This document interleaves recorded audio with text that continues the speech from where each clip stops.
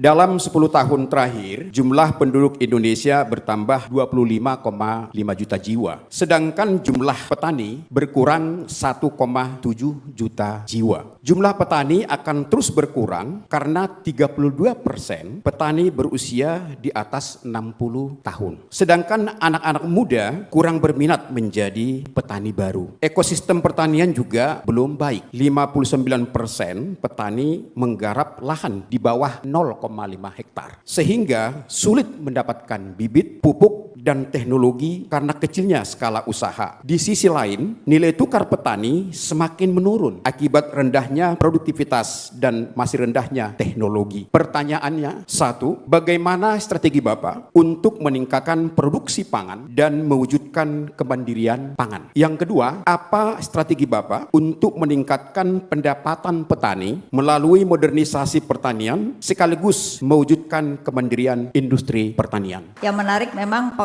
petani tua makin banyak, yang muda nggak mau jadi petani, tapi kan kita mau jadi mandiri pangan. Silahkan dijawab. Satu, sudah betul jawabannya, tadi sudah disinggung sedikit, modernisasi pertanian, nggak ada pilihan lain. Saya habis dari sawah ini, patu saya masih semuanya kena, habis dari sawah tadi bertemu dengan mereka. Pertanyaan yang sama saya tanyakan kepada orang tuanya, siapa di antara Bapak Ibu sekalian yang kepingin anaknya jadi petani?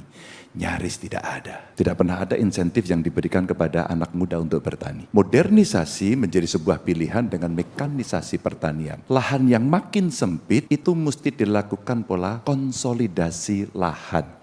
Kami pernah punya uji coba waktu itu di Sukoharjo. Bagaimana? Pertanian dalam 100 hektar dalam satu hamparan. Maka mekanisasinya bisa dimulai dari satu, pengolahan tanah dengan traktor. Teknologi nanamnya tidak lagi mundur, tapi maju, transplanter. Transplanter inilah yang kemudian akan melakukan percepatan, efisiensi terjadi. Maka pemilik-pemilik lahan yang sangat sempit-sempit itu, kemudian saya tanya, Bapak Ibu, kalau lahan Anda dikelola secara modern, dan Anda nganggur karena diserahkan kepada sebuah ekosistem pertanian baru yang dikelola oleh, menurut saya, anak muda, Anda mau bekerja apa sebagai sebuah alternatif? Ternyata dia pengen beternak, gak jauh-jauh dari seputar pertanian dalam arti luas. Ibunya saya tanya, ibu pengen apa? Warung Pak. Ternaknya pun sampai saya tanya Pak, sudah keluar Pak? 3 Pak, pilihannya 3. 1, sapi. 2, kambing.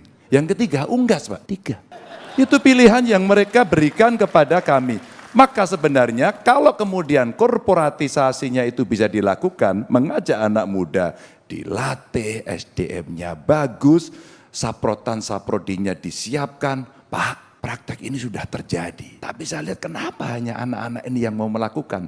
Satu, dia punya ideologis. Kami akan melakukan karena kami ingin tahan dan daulat. Tapi yang lain enggak menjanjikan, lebih baik jadi pegawai di Kadin gitu Pak. Nggak mau Pak dia. Maka insentif mesti diberikan dengan cara itu. Anak muda Pak, saya tanya kenapa Anda nggak mau ke sawah? Kenapa nggak mau beternak? Bau kotor. Tapi ketika saya menemukan anak-anak muda yang ideologis itu Pak, kasih kami pelatihan dan teknologi Pak. Mudahkan bibit. Ada dari kementerian, lembaga riset, BRIN, perusahaan. Sebenarnya ada ABG lah, bukan anak buah Ganjar. Tapi ini ada akademisi, ada businessman, ada government. Kalau kemudian ini bisa kita wujudkan Pak, dapat Pak. Yang dibutuhkan serius. Tapi Pak, kalau ini tidak dirangkum dalam satu data pertanian Indonesia, jebol Pak. Lahan kita nanti akan tidak tercatat dengan baik, maka ketika kita mencontohkan subsidi pupuk saja, sampai hari ini tidak pernah tepat sasaran. Maka ketika saya membuat data petani, saya kasih kartu tani, dipersoalkan. Kenapa dipersoalkan? Wong ini data petani kok. Berapa luas lahannya, tempatnya di sana, di mana, pakai geotek, maka distribusinya mestinya bisa. Kalau tanpa itu, ya kita manual terus Pak sampai hari ini. Tiba-tiba jeger kami datang dan ketemu dengan masyarakat semuanya, harga beras termurah sekarang 13.000, pupuk kemudian susah dicari, yang ada tetap jatuhnya mahal. Dan mereka tidak bisa melakukan pemupukan optimal. Apa yang terjadi kemudian? Boleh nggak kita kemudian mencoba mencari relasi apakah tingginya harga pangan yang namanya beras itu karena produksi kita rendah. Sebenarnya ada beberapa langkah berikutnya, tapi kita berikan berikutnya kepada yang lain. Ini menarik Pak, jadi korporatisasi dan high teknologi akan dilakukan dan petani juga bisa mendapatkan keuntungan karena ada bisnis lain di luar itu ya Pak? Karena ada bisnis lain mendapatkan nilai tambah dan ingat, hasil riset di Indonesia yang terbanyak adalah pertanian. Kenapa kita tidak pakai? Pakai dong. Wah, luar biasa.